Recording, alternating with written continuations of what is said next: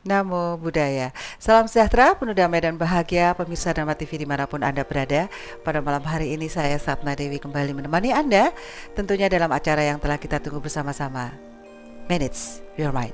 Baik, pemirsa Dharma TV, tema pada malam hari ini adalah menarik sekali, yaitu menerima kenyataan. Banyak di antara kita seringkali tidak bisa menerima kenyataan di dalam kehidupan ini. Banyak yang tidak bisa menerima tentang kematian mungkin, tidak bisa menerima tentang kejatuhan mungkin, kebangkrutan mungkin, dan itu kenapa? Bagaimana? Mari kita berdiskusi dengan seseorang yang luar biasa yang tentunya Anda telah tahu. Beliau adalah Biku Dhamma Wijayo Mahathera. Selamat malam, Bante. Namo Buddhaya. Namo Buddhaya. Terpujilah Sang Buddha yang Maha Suci, Maha Sempurna. Semoga sinar kebijaksanaan menjadi milik kita bersama.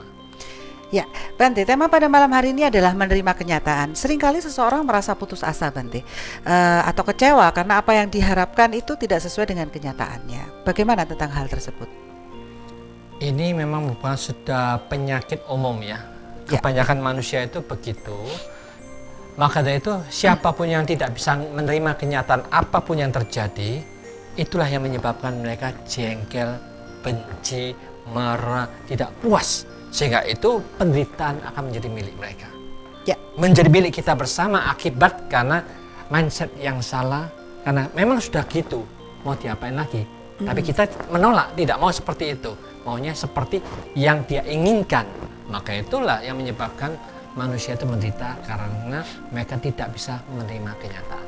Ya, bagaimana cara yang baik agar kita bisa menerima kenyataan, Bante? Cara yang terbaik kan bisa dikatakan ketidakterimaan kenyataan itu karena permainan pikiran kita sendiri. Keinginan kita begini, kenyataan situ kok seperti itu. Banyak kita ikut bisnis, janji-janjinya untung segini. Ya. Ternyata, waduh kok ternyata malah rugi. Kan bisa terjadi seperti itu. Akhirnya kita nggak terima. Maka dari itu, kalau memang sudah nyata seperti ini, semuanya jelas, terang demikian ini ya kita menerima apa adanya. Memang begitulah ketidakmenentuan dari dunia ini. Kalau kita bisa menerima apa adanya, berkuranglah penderitaan dari dalam diri kita. Ya wes rugi ya wes, ya toh. Memang ngomongnya manis, untung, tapi ternyata rugi. Kenyataannya yang penting toh. Makanya kenyataan yang sudah terjadi ini ya kita terima apa adanya supaya itu mengurangi penderitaan. Kalau kita tidak bisa menerima, kita jengkel, benci, janji ini mungkin ternyata seperti ini. Wah, kita malah marah. Timbullah satu penderitaan kita jengkel, kita curiga, kita marah-marahin dia. Jadi akhirnya tidak ada yang diuntungkan, malah rugi semuanya. Tapi ruginya 5M ya, Bante. Masa aku nggak bisa marah, Bante? Maka dari itulah, jadi manusia itu kemarahan, penderitaan itu gara-gara yang mereka anggap penting. Yang menyebabkan itulah yang menyebabkan sungguh-sungguh penderitaan karena masalah harta lah, uang lah, kedudukan lah, anak-anak lah, rumah tangga ini. Itu yang membuat mereka sangat-sangat menderita. Maka itu sekarang kita ini diminta dengan berani dan jujur, ayolah kita bersama-sama untuk menganalisa, menyelidikin. Apa sih yang membuat kita menderita? Beranikah kita mencatat penderitaan yang terjadi? Satu, memang masalah harta. Aku ketipu, Bante. Aku ketipu, itu yang bikin. Dua, keuangan itu. Oh ya. Tiga, masalah ini terus dicatat. Akhirnya disitulah penderitaan itu karena masalah yang berulang-ulang sama, tidak ada bedanya. Maka dari itu mulai sekarang ini manusia yang berani untuk mencatat penderitaan-penderitaan yang kita alami itu hanya difokuskan, diperhatikan, ini menyebabkan aku menderita. Mengapa? Disitulah yang kita sekarang harus menata ulang cara berpikir kita. Mengapanya? Itulah yang dikatakan, oh aku ingin uangku selalu berkembang. Tidak bisa ditipu orang, tidak bisa dibohongin orang. Kenyataannya, kemauan kita tidak bisa sesuai dengan keinginan kita. Ternyata kita sering dibohongi, kita dijanjikan untung, ternyata rugi. Gitu. Bisa saja terjadi. Maka dengan demikian ini mulai sekarang kita harus punya anggapan oleh Sang Buddha, apapun yang di luar dari kita, juga seperti diri kita sendiri, ini bukan milikku. Tubuh bukan milikku. Harta juga bukan milikku, uang juga bukan milik. Anak juga bukan milik. Istri. Selama kita memiliki konsep ini bukan milikku, semua bukan milikku, karena ngikutin cara Sang Buddha, kita kan berkurang penderitaannya. Ya. Kita menderita karena hartaku, uangku, rumahku, bojoku, anakku, ini menyebabkan kita menderita. Beban sekali ya Bante. Maka dari itu kenyataan-kenyataan yang seperti inilah marilah kita harus merubah mindset, mengikuti sistem Sang Buddha dengan mengatakan awakku duduk gopekku, anakku juga bukan milikku, harta juga bukan milikku, rumah bukan milikku, uang juga bukan milikku, semua tidak ada yang dikatakan milikku. Yang milikku sesungguhnya ini adalah pikiranku sendiri ini loh. Pikiran ini yang harus ditata ulang bagaimana tekniknya, caranya supaya kita ini sungguh-sungguh memahami kemahiran seperti Sang Buddha. Dengan konsep tanpa aku itu kita bisa mengurangi penderitaan, membebaskan dari semua masalah. Kita lebih bahagia. Itulah poin yang terpenting yang harus kita bareng-bareng untuk menganalisa, merenungkan, untuk menimbulkan kebijaksanaan kita bareng-bareng. Betul. Harus ada keberanian seperti itu. Kalau kita tidak berani merombak cara berpikir yang salah, tetap dipakai, kita selamanya tetap menderita. Orang yang berani merombak harus jujur, mencatat satu demi satu penderitaan itu, masalah demi masalah yang kita alamin itu, catatlah. Lalu renungkan bagaimana, apakah konsep yang kita pakai dengan cara kita ini membuat kita lebih bahagia atau membuat kita tambah menderita. Kalau kita sudah tahu ini menderita, bagaimana kita pakai mindset Sang Buddha? Apakah dengan cara ini kita lebih bahagia atau tidak? Harus dicoba, dipraktekkan seperti itu. Ya Bante, berarti konsep keserakahannya dimulai dari konsep yang salah tentang aku ini tadi ya Bante ya. Keserakahan, milikku, hartaku, sebenarnya bukan milik kok. Dengan serakahnya, dengan sombongnya kita mengaku-aku bahwa ini milik kita gitu loh ya Bante. Itu di awal dari penderitaan itu tadi ya Bante. Ya. Karena salah konsep itu tadi ya Bante. Karena kita ini juga harus jujur aja. Semenjak kita masih bayi, oh anakku, oh kamu pintar ya anakku. Jadi sekarang dengan demikian kita sudah terisi semenjak kecil. Betul. Anakku, oh kamu pintar ya, bisa makan yang baik ya, oh tambah pintar ya nanti ya. Kita sudah diisi anak semenjak kecil itu, aku. Jadi dengan demikian ini, kamu mau apa nak? Oh aku mau ini, oh aku mau ini. Jadi dengan demikian kita sudah dikasih iming-iming semenjak kecil. Jadi tanpa kita sadar kita itu sudah di mindset, diprogram oleh orang tua kita harus ingin. Mau apa kamu? Saya kasih. Mau beli apa? Ayo beli es krim. Kamu yang mana? Es krim yang mana? Yang durian, yang ini. Jadi dengan demikian itulah yang sudah diiming-imingi. Jadi semenjak kecil kita sudah, tanpa kita menyadarin, kita sudah diprogram ingin. Mau apa kamu? Ya kan? Jadi dengan demikian inilah yang sulitnya, karena program mindset ini seharusnya memang sejak kecil itu sudah ditata. Anak-anak harus ditata, dikasih pengertian, kasih penjelasan supaya mereka itu bisa memilih apa yang kita lakukan ini, apa yang kita makan itu sesuatu yang bermanfaat. Bukan kita makan asal ingin saja berdasarkan keinginan, tetapi apa yang kita makan ini manfaatnya apa yang kita peroleh dengan makanan itu, apa yang dibutuhkan oleh tubuh seperti itu ya Bante ya. Keinginan pun juga mungkin bisa dibikin sebuah tantangan gitu. Kamu misalnya saya ingin gadget yang terbaru, ya kamu harus berusaha ini dulu, belajar yang baik misalnya, atau lakukan suatu kegiatan di rumah misalnya, mencuci mobil misalnya Bante, baru kamu dapat gadget yang baru selama 1 bulan seperti itu Bante. Jadi ada proses lah. Ya seolah-olah itu mereka itu ada timbal baliknya, atau kalau kamu sudah melakukan sesuatu yang positif baru kamu dapat hadiahnya. Ya tidak instan. Jadi bukan asal kasih gitu aja gitu. Ya, yang akhirnya mendidik orang-orang menjadi mencari harta dengan segampang mungkin karena instan toh Bante. Karena sudah terbiasa sejak kecil seperti itu. Ya Bante, bagaimana memberi pengertian dengan baik terhadap lingkungan terdekat agar dapat menerima kenyataan Bante? Memang ini kita ini membutuhkan sesuatu kebijaksanaan yang luar biasa yang harus muncul saat itu juga. Jadi kalau kita tidak muncul saat itu juga, kita nanti harus pikir apa ya, harus gimana ya. Jadi kita tidak bisa memahami.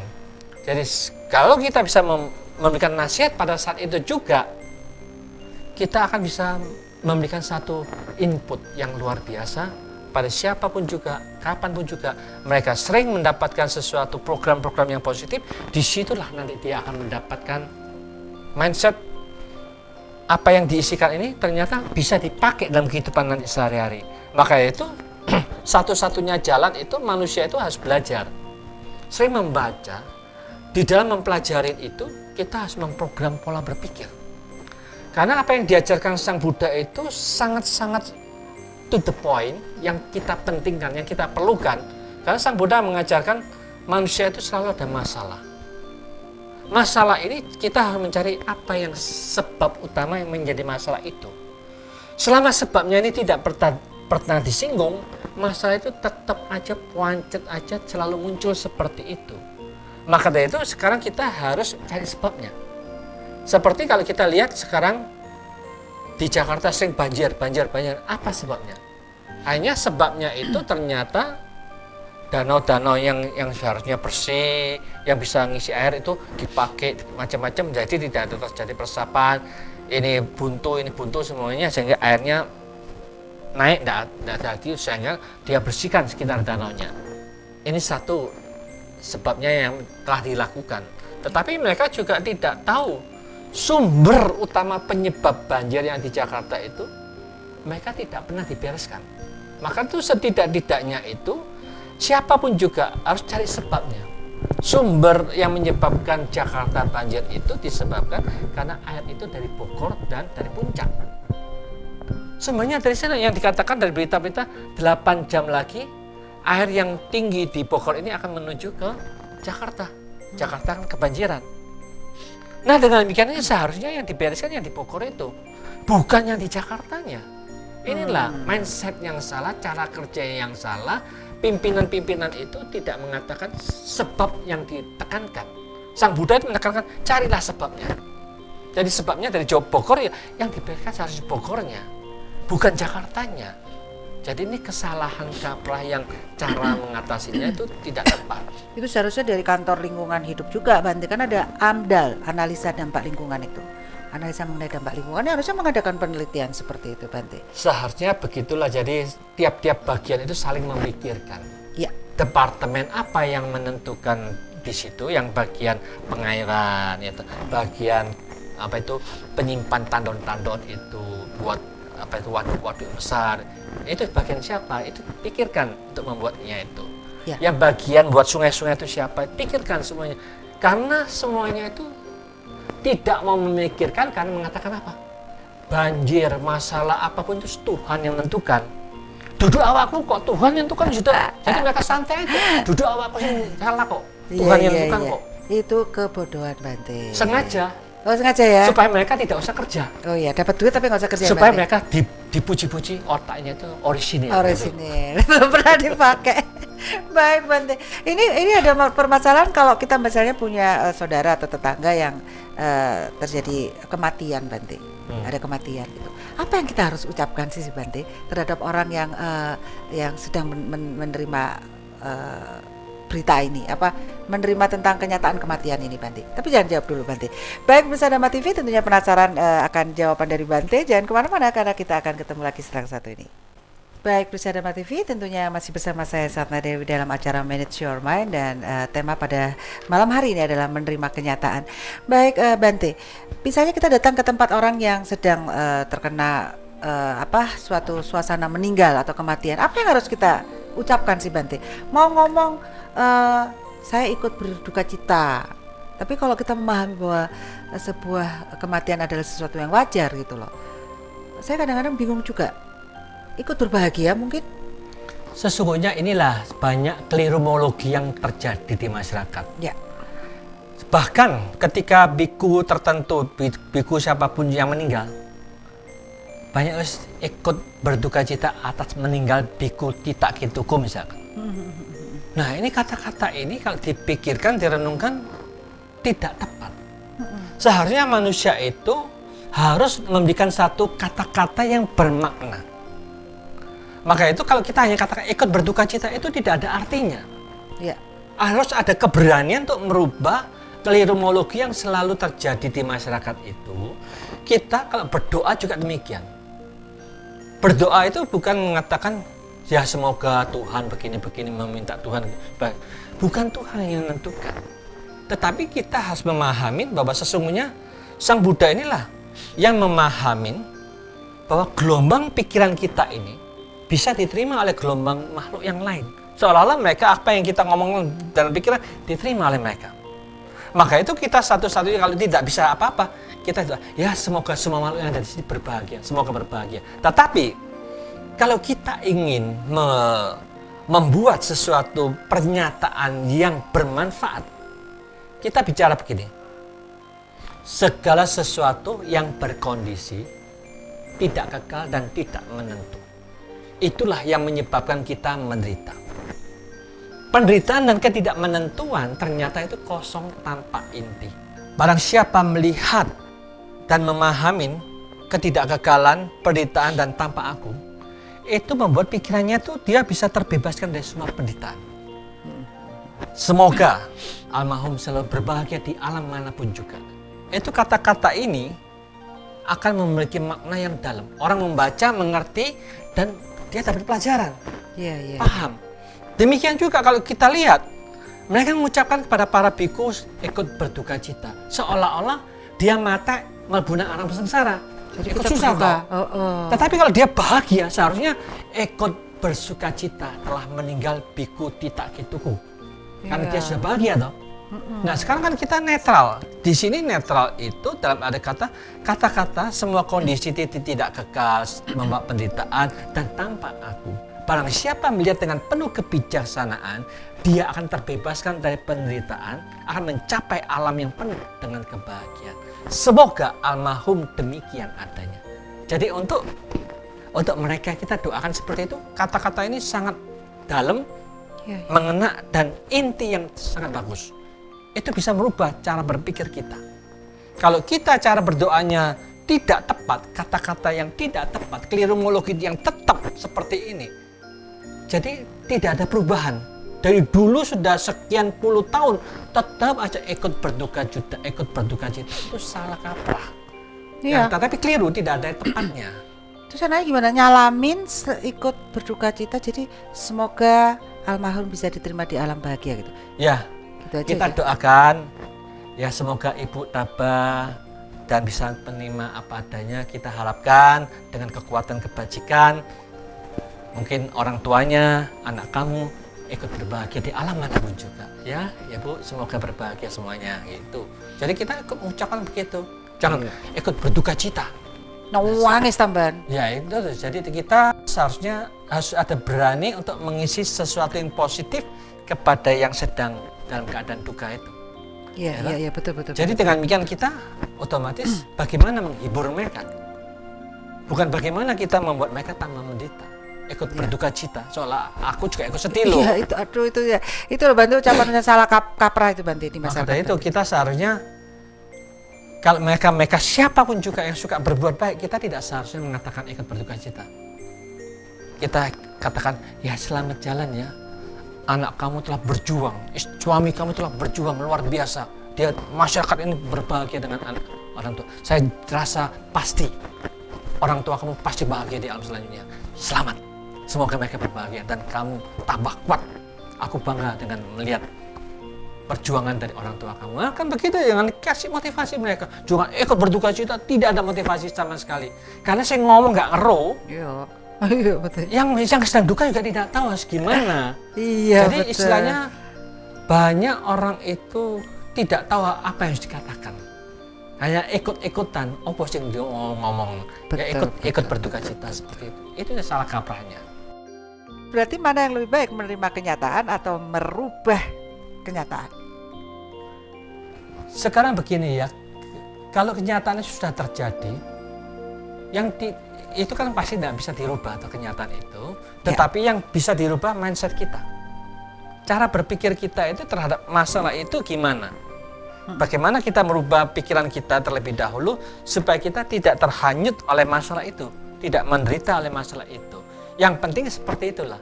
Jadi dengan demikian inilah yang dikatakan bagaimana manusia itu dibiasakan dengan cara berpikir yang sangat jauh berbeda. Kalau kita sudah terbiasa, pikiran ini terbiasa keconcong, masuk terjun ke masalah itu, kita akan menderita.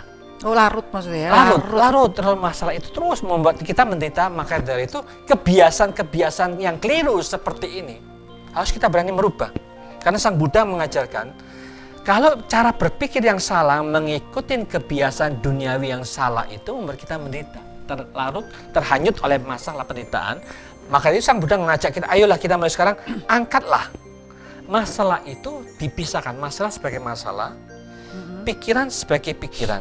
Sekarang pikiran jangan sampai masuk ke masalah itu, cuma tahu ada sesuatu masalah yang sedang terjadi, tapi batin dan pikiran kita tetap tenang, tetap menjaga, ini bisa aku atasi.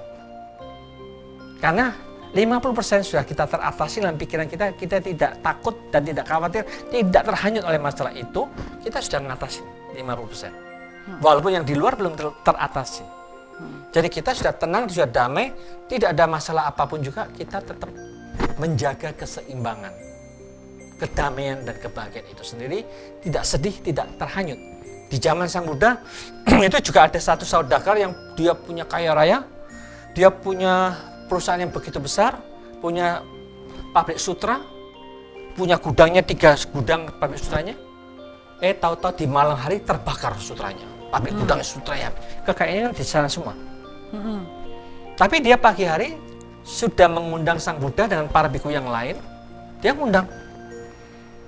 Tetap orang ini dia menjaga batinnya dengan tenang dan tetap tersenyum, tetap happy melayani, tidak pusing dengan apa yang terjadi tadi malam.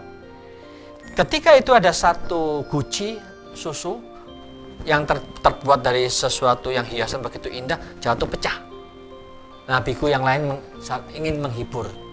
Ya, segala sesuatu yang terbentuk tidak kekal, pasti bisa terjadi musibah, pecah dan begitu. Lalu apa yang dikatakan pemilik rumah itu? Bante, masalah ini kecil Bante.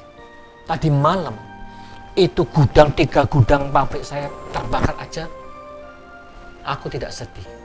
Apalagi masalah kecil itu tidak ada artinya Bante.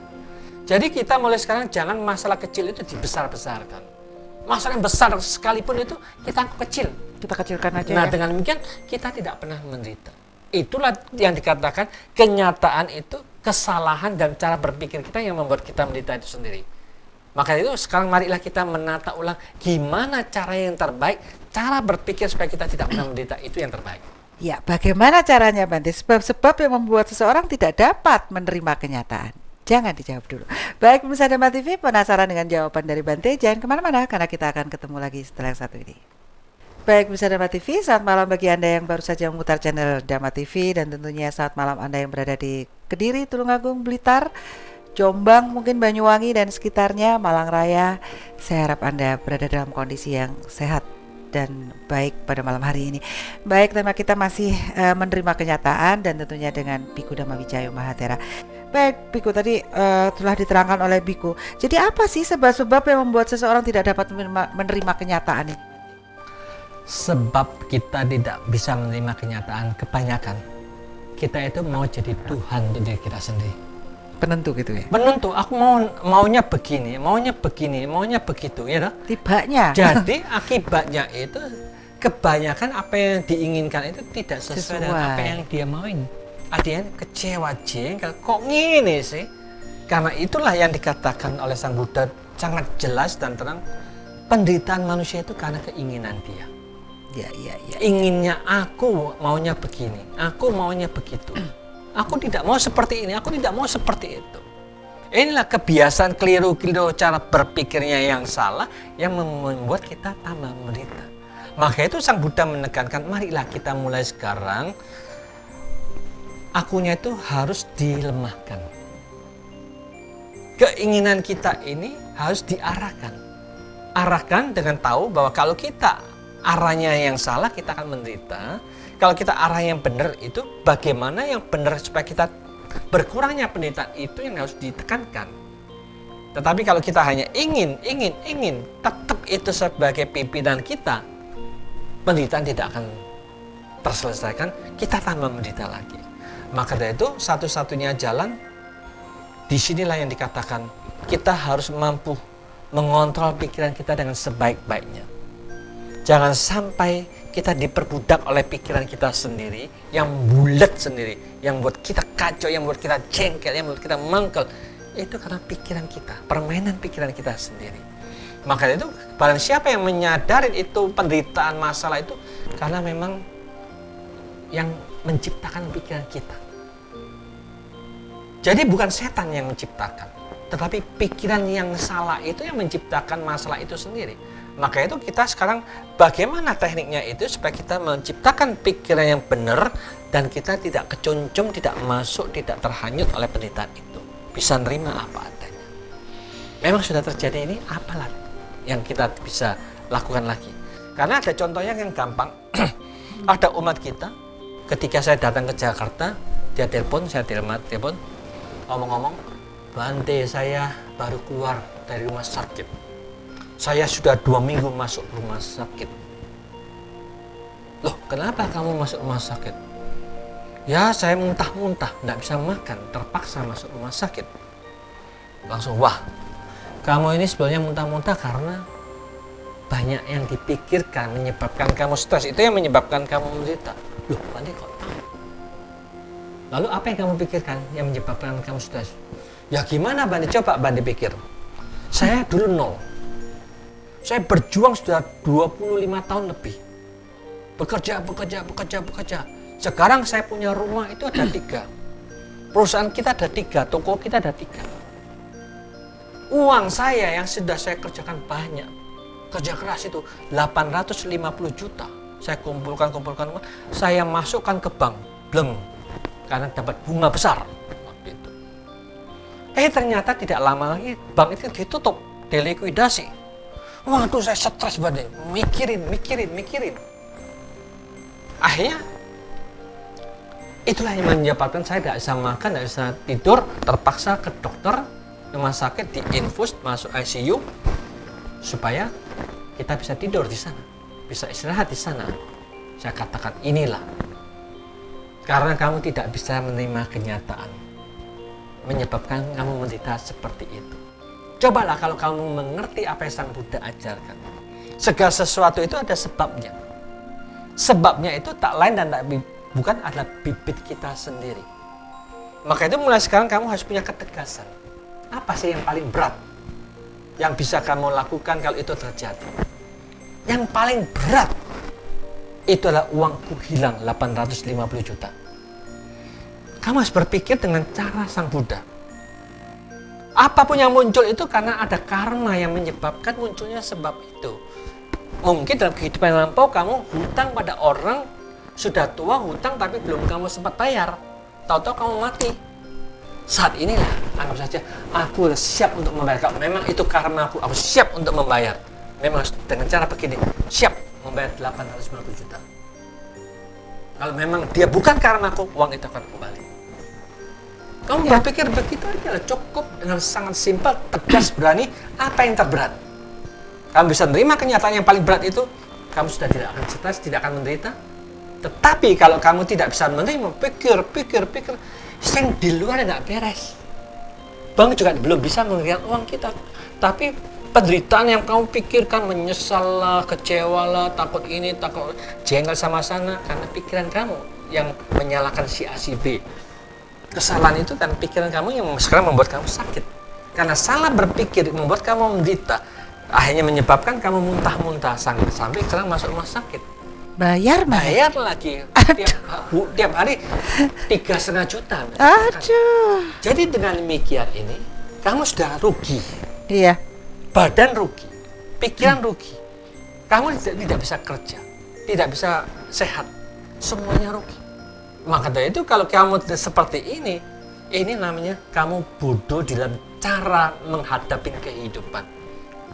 Tetapi kalau kamu bijaksana, kerugian itu hanya 1 poin, materi. Tapi pikiran kamu bisa kamu atasi, kamu tidak sampai menderita. Bagaimana dengan cara berpikir yang tegas, kamu tidak menderita. Bisa menerima kenyataan itu, kamu bisa mantap, kokoh. Memang kalau karma terberat, hilang uangku, hilang. Kalau memang bukan karma, dia akan kembali. Kamu masih kokoh, kuat, tidak sakit, kamu masih tetap bisa bekerja, kamu lebih bahagia, bisa menggunakan karma dalam kehidupan, kamu akan tenang. Kalau kamu cara seperti ini, amburadul, umat Buddha ternyata kamu juga bodoh sekali cara berpikirnya. Jadi itu cara yang tidak tepat, dia cara berpikirnya sehingga dia menderita, rugi segala-galanya, uang juga sudah keluar, ini rugi secara total. Iya. Jadi 100% dia kalah. Tetapi kalau dia mampu mengatasin 50%, pikirannya sudah teratasin, kekuatan sudah diatasin, setidaknya dia kesehatannya masih ada, tidak kehilangan 3,5 juta kali 14 hari berapa itu ya? Iya.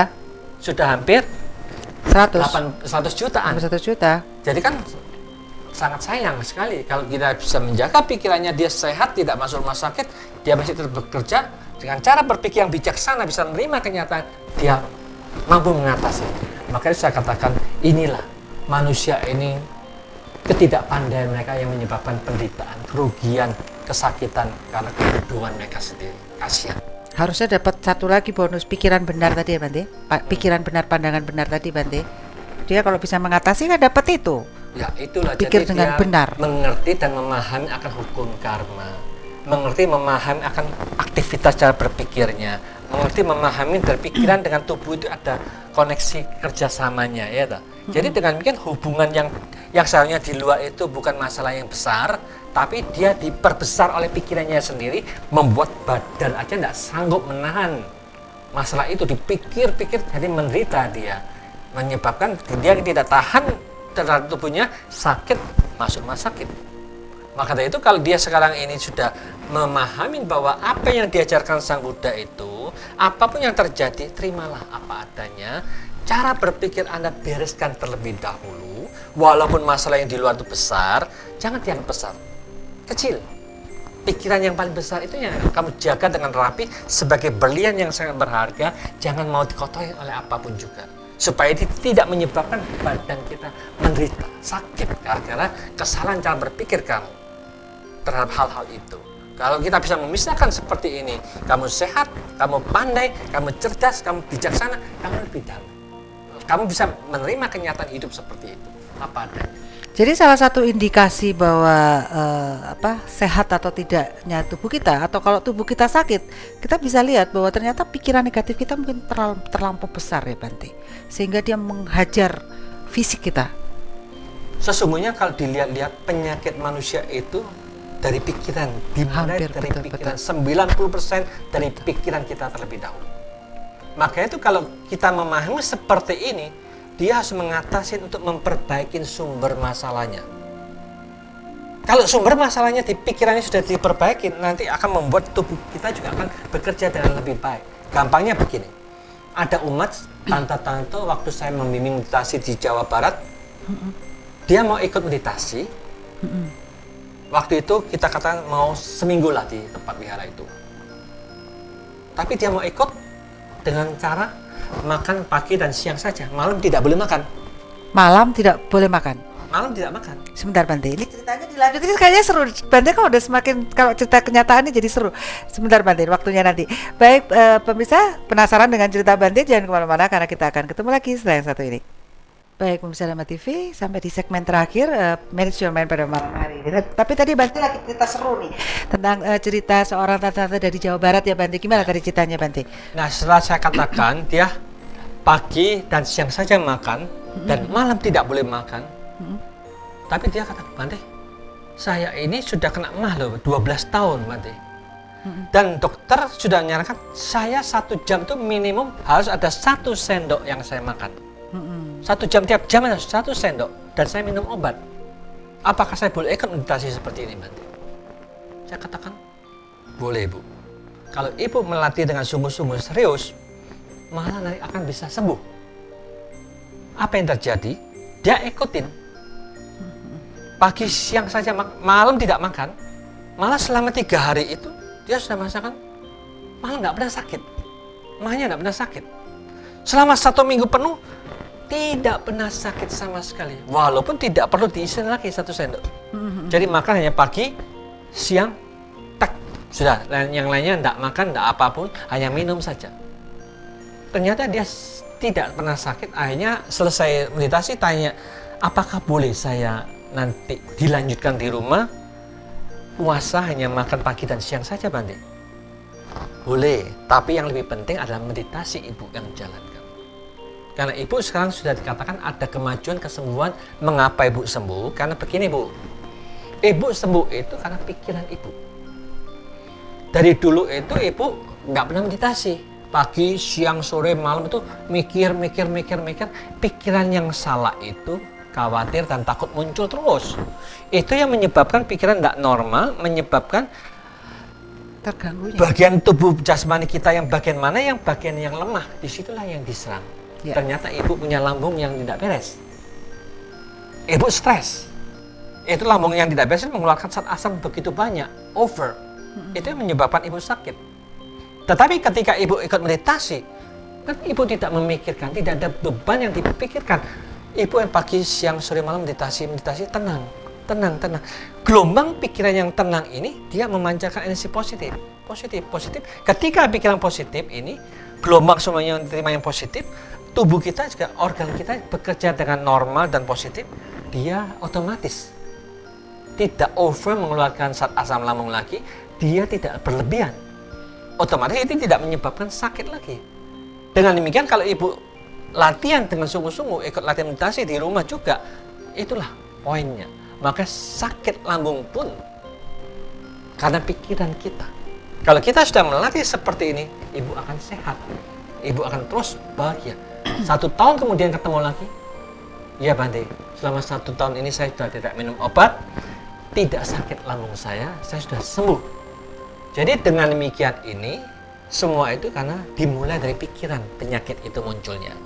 Kalau sumbernya ini sudah dibereskan, otomatis tidak akan menimbulkan efek sampingan dari penyakit itu sendiri. Tetapi manusia ini sekarang terbalik. Banyak orang sakit itu yang dicari hanya akarnya, cabang-cabangnya, sakit-sakitnya yang disembuhkan, tetapi tidak ada satupun yang menyarankan kembali sumber yang menyebabkan dia sakit itu adalah pikirannya. Harus diperbaiki dalam pikirannya. Atau mungkin istilahnya dari karmanya juga.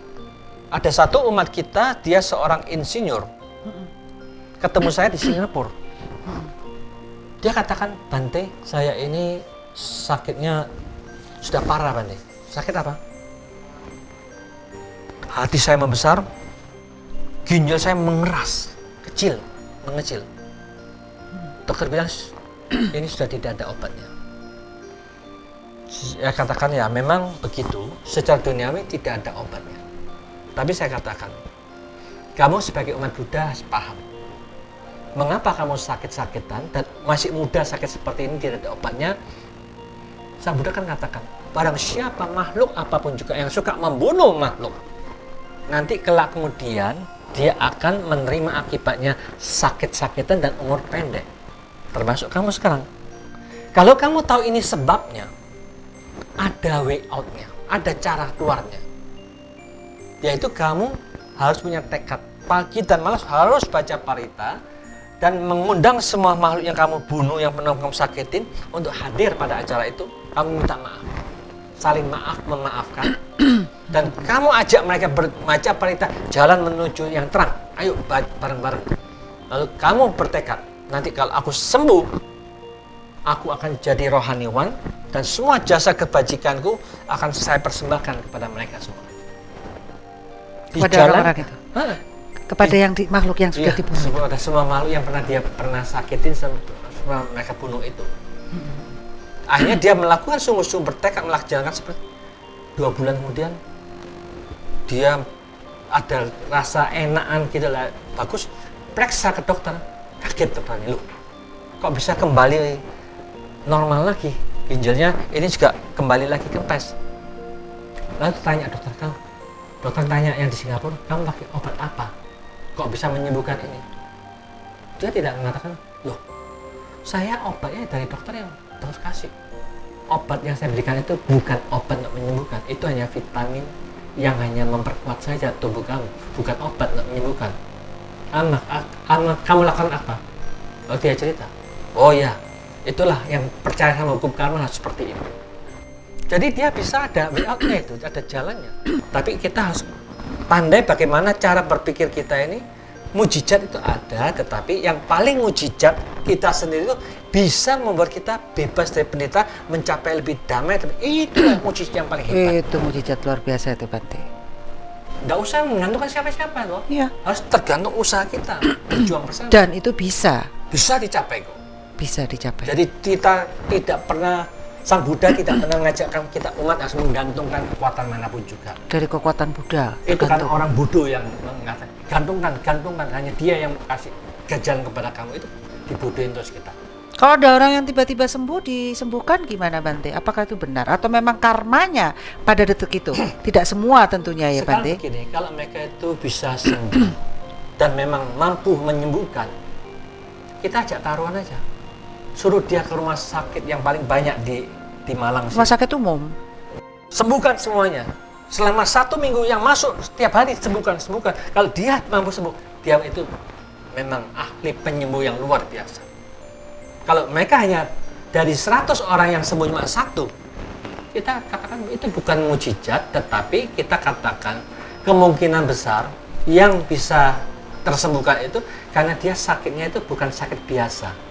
Sakit dengan kekuatan guna. Oh, oke. Sakit karena memang dia pura-pura aja. Combenya dari itu orang pintar itu. Ya. Sakit gitu, sakit. Laporan saya sakit ini tapi bohong semua. Tipuan. Jadi kan bisa saja sekarang banyak trik toh, permainan trik. Manusia itu kan banyak curang, banyak membodohin orang. Maka jangan melakukan kebodohan seperti itu lagi. Jadi manusia itu harus jujur. Kita bukan cari nama, bukan promosi, bukan apa-apa. Carilah jalan untuk mencapai kedamaian dan kebahagiaan bagi semua. Iya Bante, waduh ini pembicaraan seru sekali, keras sekali yang di belakang ini. Baik Bante, waktu juga yang memisahkan kita, mungkin bisa penjenengan kasih kesimpulan dari tema kita menerima kenyataan ini Bante, monggo. Para pemirsa yang berbahagia, kita harus memahamin bahwa yang menyebabkan kita menderita karena permainan pikiran kita sendiri yang salah. Kita condong ekstrim, mengikuti jalur yang positif, yang sesuai dengan apa yang kita inginkan. Sehingga itulah yang menyebabkan kita kecewa, membuat kita tidak puas. Kita juga ekstrim, mengikuti jalur yang kiri, yang tidak kita inginkan. Ini membuat kita jengkel dan mangkel langsung saat itu juga. Maka dari itu, cara demikian ini harus kita pahamin. Bagaimana menata cara berpikir yang benar supaya kita ini bukan ke kanan, bukan ke kiri, tetapi di tengah-tengah dari dualisme itu. Diperkuat saja di sana, yang punya sifat sadar dan tahu saja di situ. Demikian juga kalau kesalahan kita ekstrim, memikirkan waktu yang akan datang, bisa membuat kita takut dan khawatir. Ini juga tidak membuat kita bisa menerima kenyataan apa adanya. Kita juga selalu menderita karena memikirkan waktu yang telah berlalu. Kita kecewa, kita jengkel, kita marah karena pikiran-pikiran yang lalu. Ini bukan cara untuk menyelesaikan masalah kita. Masalah yang sesungguhnya, mampukah kita meletakkan posisi di sentral dari batin kita yang sekedar tahu dan sadar. Bukan kanan, bukan kiri, bukan depan, bukan belakang. Tetapi sadar sepenuh-penuhnya sadar. Disinilah inti poin bagi mereka yang mau menjadi makhluk yang tersadarkan. Siapapun yang melatih diri menjadi makhluk yang tersadarkan seperti ini, mereka tidak akan digoncangkan oleh problema apapun juga. Karena problema itu hanya permainan pikiran kita. Kita tahu, kita tidak mau menjadi anak-anak yang suka main dalam permainan pikiran kita sendiri. Kita menjadi manusia yang sangat dewasa, sangat sadar, kokoh, kuat. Apa jati yang kita cari? Disitulah kesadaran yang murni, kesadaran yang sempurna. Jangan sampai terombang-ambing oleh problema apapun juga. Perkuat terus, sadar, sadar, sadar. Dan itulah yang akan mendatangkan damai dan bahagia bagi kita semuanya. Maka mulai sekarang ini, marilah kita bertekad bersama-sama per detik, tiap saat, dimanapun juga, kapanpun juga, kita bersama-sama bangkitkan dalam diri kita sadar, damai, sadar, damai, sadar damai. Sadar ada dalam batin kita, kedamaian akan muncul dalam lingkungan kita karena dalam batin dan pikiran kita pun ikut damai dan bahagia. Bukankah ini yang kita harapkan oleh semua masyarakat, termasuk diri kita semuanya ingin damai dan bahagia. Damai dan bahagia akan kita peroleh bila mana kita selalu sadar dan damai dalam diri kita masing-masing, sehingga kedamaian akan menjadi milik kita. Bersama kita rasakan kedamaian dan kebahagiaan itu bukan diminta, tetapi laksanakan, jalankan dengan selalu sadar damai di dalam diri kita setiap saatnya. Semoga semua makhluk menjadi manusia yang tersadarkan dan mencapai kedamaian dan keheningan dimanapun juga berada. Ya, terima kasih Bante. Baik pemirsa Dharma TV, tentunya kita belajar banyak pada malam hari ini tentang bagaimana membuat hidup kita menjadi lebih berkualitas, lebih damai dan tentunya lebih bahagia. Siapa yang tidak ingin? Baik pemirsa Dharma TV, tentunya kata kunci kita adalah mind. It's not everything, but everything is from mind. So, manage your mind. Saya Satna Dewi, peserta kru Dharma TV mengucapkan banyak terima kasih dan tentunya mohon maaf jika ada salah kata, dan kita bisa berjumpa kembali minggu depan dalam acara yang sama. Dengan kata terakhir kita adalah Sabe Sata Bawantu Sukitata. Semoga semua makhluk berbahagia.